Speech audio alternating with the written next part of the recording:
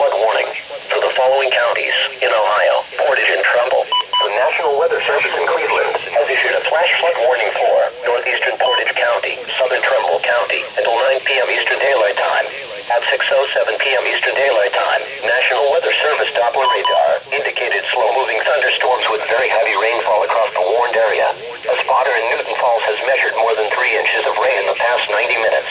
A car was submerged at the intersection of State Route 534 and Band Road.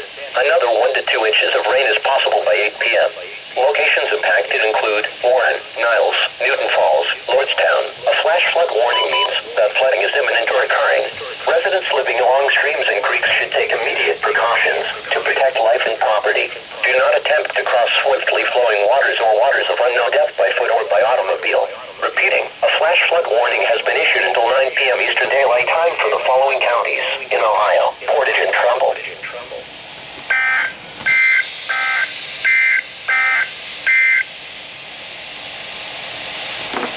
This is NOAA weather radio.